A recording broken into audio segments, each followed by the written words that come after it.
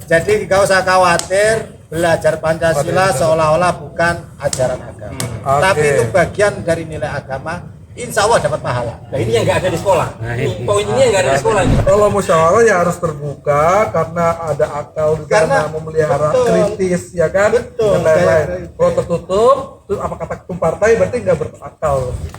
Atiullah ya kan, wa atiur rasul gitu kan, kemudian wa ketum partai antum gitu. Oke teman-teman semua, sahabat-sahabat GBP TV, saya melunaskan janji saya. Jadi kita mulai lagi. Kemarin kita bahas tentang profil pelajar Pancasila. Nah sekarang di tengah-tengah kita sudah hadir nih Kiai muda, Kiai Muhammad Ikram dari P3M. Didampingi juga tetap ini Kornas kita Mas Ubed. Kita akan berbicara tentang Pancasila. Kenapa sih nggak jalan? Pancasila kenapa sih nggak diminati? Akan terkesan dilupakan sama pelajar-pelajar Indonesia. Nah mungkin dari Pak Gus Ikram, ini Gus Ikram bisa menjelaskan kepada kita semua gitu ya. Ini mungkin Mas Ubed juga mau melakukan prolog, silakan Mas Ubed. Ngomong langsung Jangan Pak Yai aja. Ayo Pak Kiai, monggo. Datanya disebutkan. Oh datanya. Oh iya. Ya. Data Jadi- yang kemarin tuh. Oh ya. Semua itu. Pada prinsipnya 1 Juni itu perdebatan atau diskursus tentang Pancasila itu kembali menghangat. Nah dalam dunia pendidikan kita itu program pemerintah itu ada yang namanya profil pelajar Pancasila itu. Bagaimana pelajar-pelajar kita itu tercermin ya dalam sebuah konsep namanya profil pelajar Pancasila itu. Di dalamnya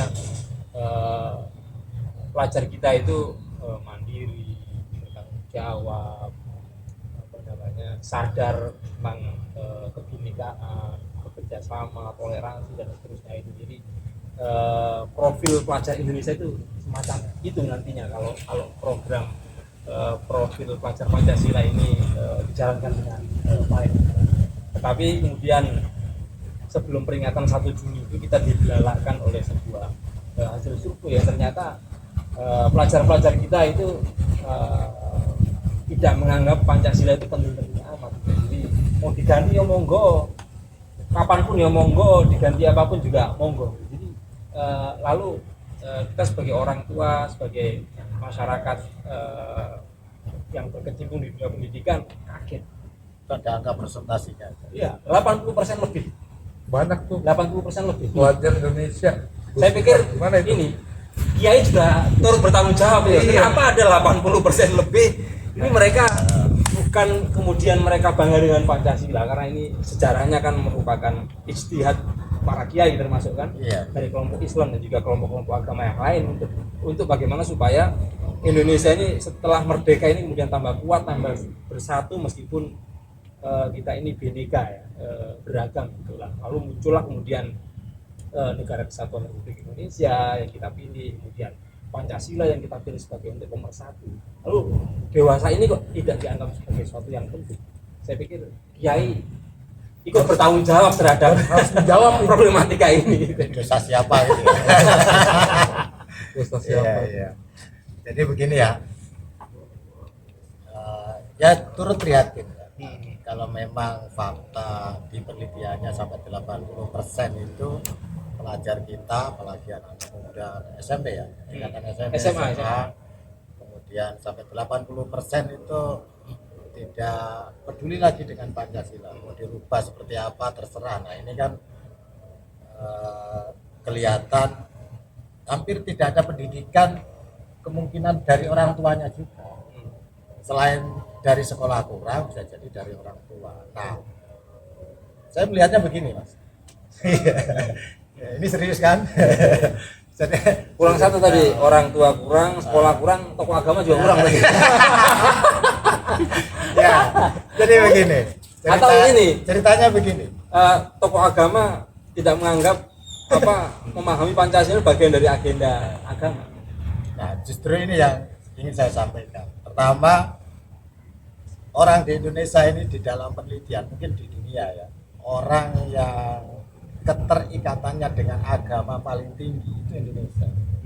Jadi kalau ditanya seberapa penting kamu beragama, jawabannya 92% mengatakan orang Indonesia itu mengatakan agama itu sangat penting. Nah, artinya apapun itu harus dicarikan rujukan cantelannya ke agama. Nah, selama ini kita melihat bahwa orang belajar Pancasila itu seolah-olah tidak belajar agama, tidak ada pahalanya. Nah, kalau tidak ada pahalanya nggak tertarik. Nah, disinilah tugas para ustadz, saya kira ya. Tugas Bapak itu. Tugas para ustadz. Tugas para ustadz, para kiai, termasuk pemangku kebijakan. Itu harus membuat klausul atau kebijakan tersendiri, meminta para ustadz, para kiai membuat penafsiran Pancasila dari perspektif agama, setiap agama masing-masing. Iya. Karena itu saya nyambung gini, jadi seakan-akan Pancasila dengan agama ini adalah sesuatu yang berbeda. Iya. Berbeda. Karena itu beberapa tahun yang lalu kan sempat viral itu tes wawasan kebangsaan, suruh milih. Anda mau milih Pancasila atau memilih Al-Quran kan gitu. Nah, itu pertanyaannya yang salah. Salah. Jadi itu pertanyaan penelitian yang seolah-olah menggiring. Jadi kalau orang sudah hanya dikasih dua pilihan, itu kan sesuatu yang sudah tidak perlu dipilih. Jangan-jangan dari kesalahan ini orang yang membuat pertanyaan sehingga jawabannya Pancasila dianggap tidak terlalu penting. Nah, tapi saya tidak menuduh yang itu. Setidaknya satu harus dikasih esensi ya, bahwa Pancasila itu kita harus ingatkan betul kepada pelajar-pelajar, mungkin juga para tokoh-tokoh agama diajak kumpul untuk membuat penafsiran Pancasila dalam perspektif agamanya masing-masing. Yang Islam ya dari Islam, yang Kristen dari Kristen, yang Buddha, Hindu, dan semuanya agama yang ada di Indonesia. Dan saya yakin kok kalau misalnya begini, dari Islam saja, kita ini kalau menganggap Pancasila ini terpisah dengan agama, nanti menjadi sekuler. Padahal kita ini bukan sekuler.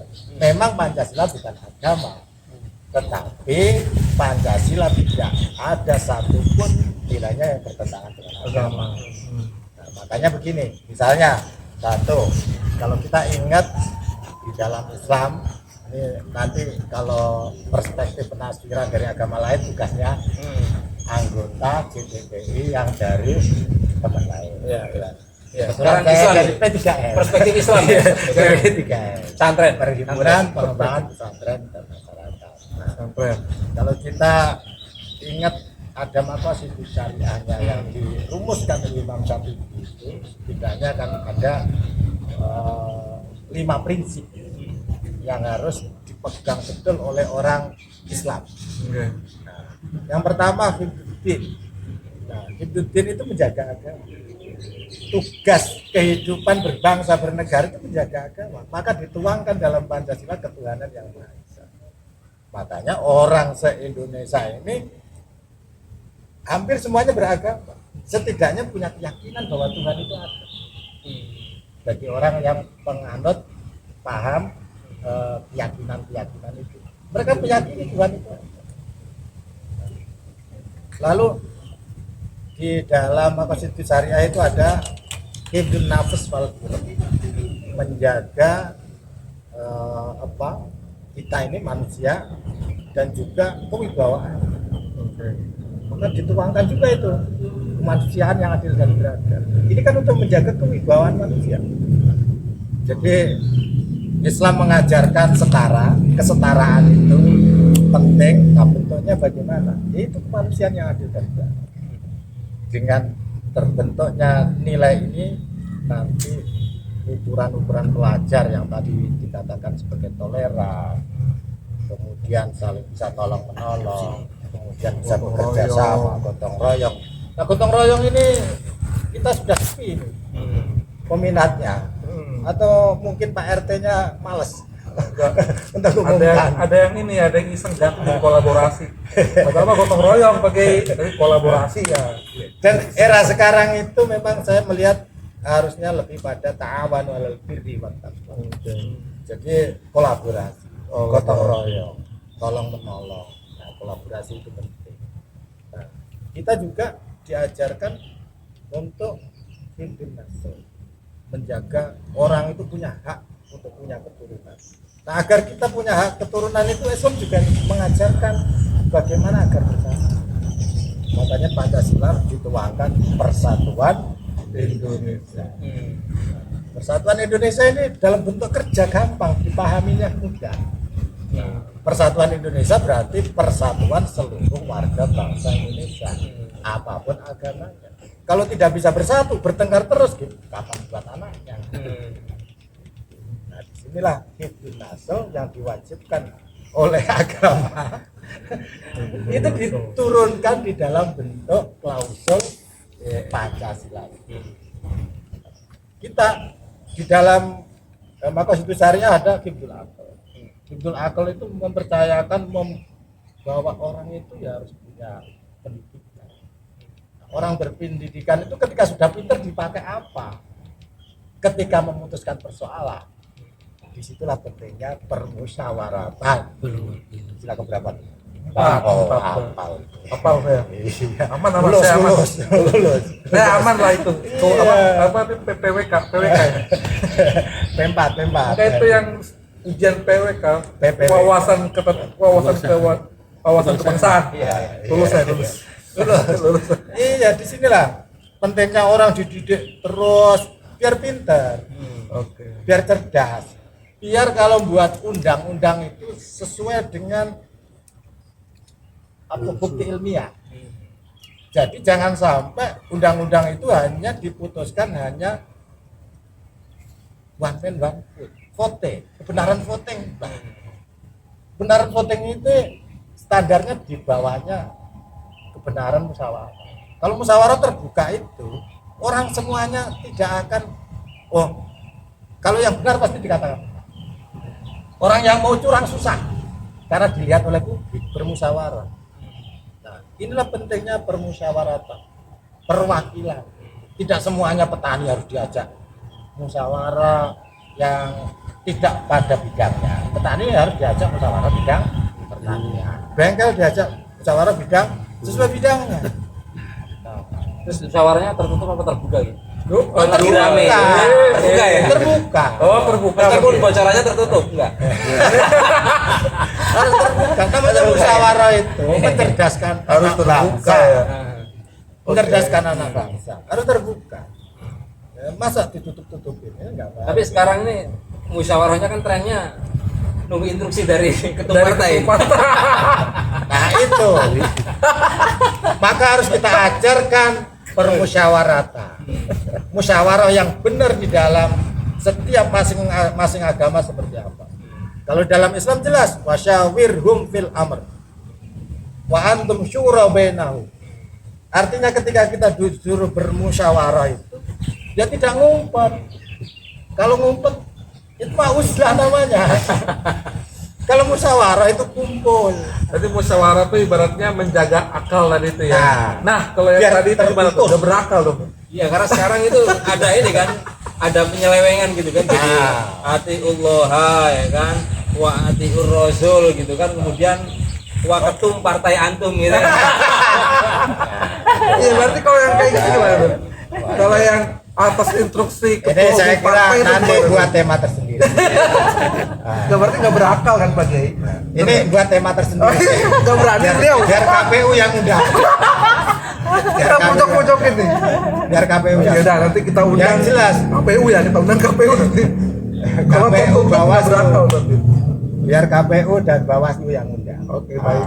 Tapi kalau penjelasan Pak Kiai tadi, jelas saya sudah kasih sinyal biar diundang. iya, penjelasan Pak Kiai tadi banyak. Kalau musyawarah ya harus terbuka karena ada akal di Karena sana memelihara betul. kritis, ya kan? Betul, Dan lain-lain. kritis. Kalau tertutup, terus apa kata ketum partai berarti nggak berakal. Tuh, itu nanti Setelah KPU ya. episode yang lain. Episode Oke, Pak. yang lain. Siap Pak Kiai. Kira-kira itu. Aman. Lanjut silakan lima ya. Dari Silakan, situlah kita akan mewujudkan keadilan sosial bagi seluruh rakyat Indonesia. Yang kita tuangkan juga ada hidup lingkungannya yang baik. Sebagaimana yang diharapkan oleh ajaran-ajaran agama. Jadi kalau saya tangkap berarti Pancasila itu adalah bagian dari ajaran agama Islam. Bukan hanya Islam, Nah. tapi Seluruh agama Islam ya. mengajarkan itu. Oh, oke. Semua agama berarti ya. Semua agama lah. Soal semua agama nanti agama tokoh agama lain yang nerangkan. Nyari aman dulu Pak Kiai. Iya, iya. Iya. Yang saya tahu agama itu kan ada semacam Oh my god. nilai-nilai universal. Betul. Soal Kemanusiaan. ketuhanan tuh pasti soal ketuhanan, kemanusiaan, kemudian permusyawaratan, keadilan, kesejahteraan. Ini adalah bagian dari nilai-nilai universal dalam agama. Saya juga yakin itu. Tapi kalau saya nerangkan itu, nanti tokoh agama yang lain nggak diundang. Oh iya benar. Ya kan? Kita undang berapa 6-6-nya kita undang tokoh agama yang lain. Jadi bahwa para kiai, para ustadz, terutama yang punya kebijakan Kementerian Pendidikan, saya berharap betul melibatkan para kiai, para ustadz untuk diundang membuat tafsir Pancasila sesuai dengan agamanya masing-masing. Oke, berarti Jadi bukan hanya programnya langsung ke sekolah-sekolah yang nanti judulnya hanya buat percontohan, buat film. Itu nggak mau masyarakat. Lebih baik langsung terjun ke masyarakat, turun ke warga, apa yang bisa dilakukan bersama-sama. Nah itu lebih konkret. Jadi bukan film yang dibuat-buat, tapi kegiatan yang dibuat film. Kegiatan yang dibuat film, bukan membuat-buat film.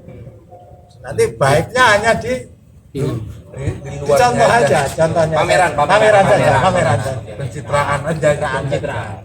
Maka Indonesia kalau betul-betul menjalankan Pancasila, insya Allah akan menjadi baldatun thayyibatun wa rabbun. Amin. Jadi Satu lagi yang poin penting. Poin penting. Poin penting. apa tuh Pak Kiai? Cara penting. Penting catat. Poin pentingnya. Jadi nggak usah khawatir belajar Pancasila seolah-olah bukan ajaran agama. Tapi itu bagian dari nilai agama. Insya Allah dapat pahala. Nah ini yang nggak ada di sekolah. Ini poin ini yang nggak ada di sekolah ini. Nggak ada. Nanti sekolah-sekolah rendang saya dong. Harus diundang, wajib. HP-nya di bawah ini HP-nya.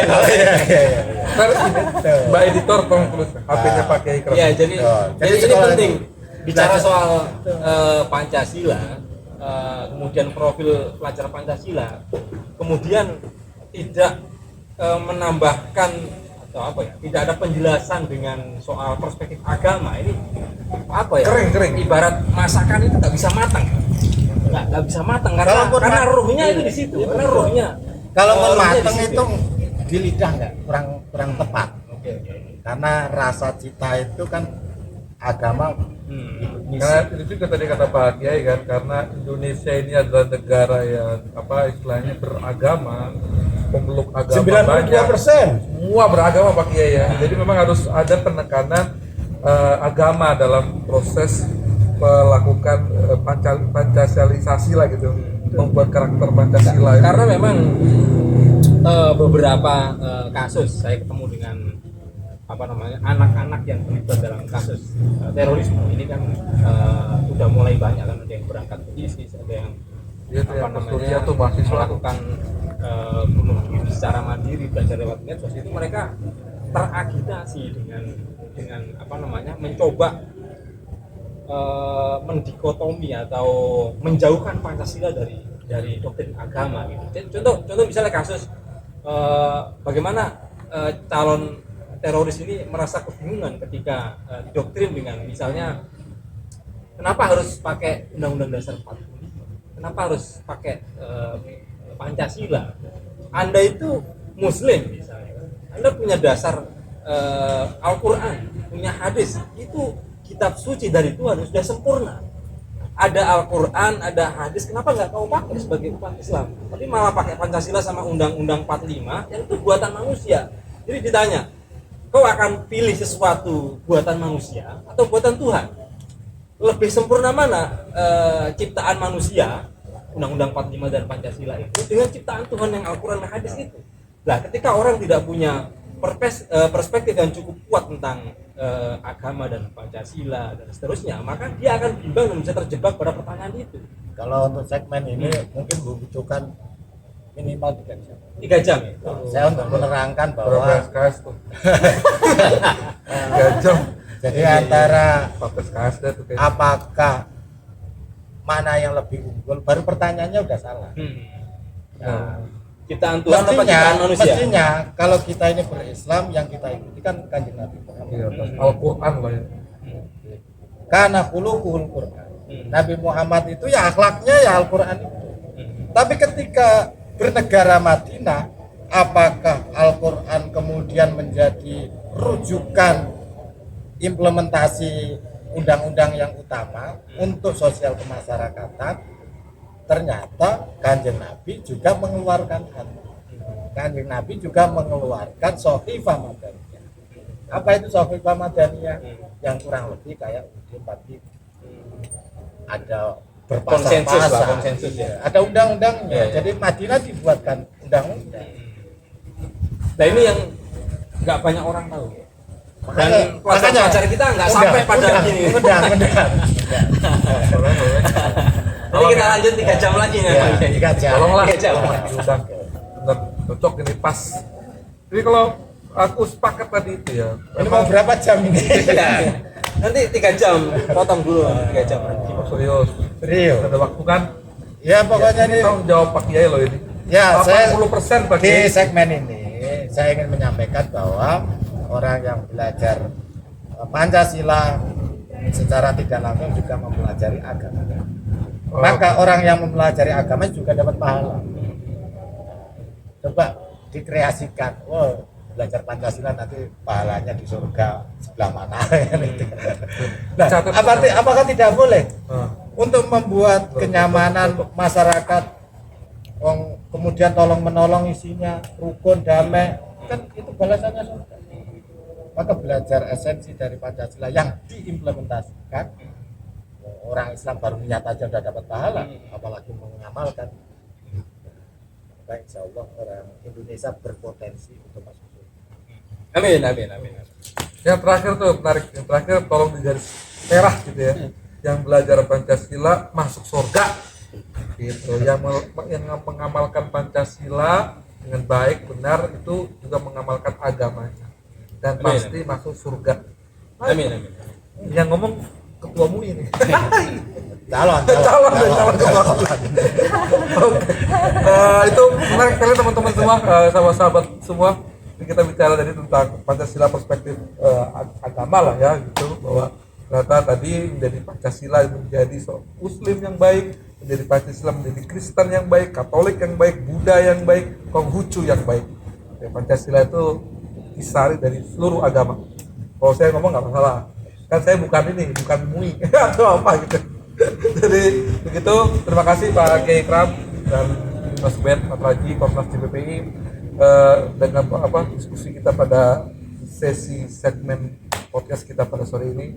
Semoga bisa dinikmati sama sahabat-sahabat semua. Jangan lupa di komen, subscribe, komen dan share biar semangat kita bikin konten ya. Nah, kita kan juga mau punya konten. Terima kasih. Sampai jumpa lagi. Assalamualaikum warahmatullahi wabarakatuh. Waalaikumsalam warahmatullahi wabarakatuh.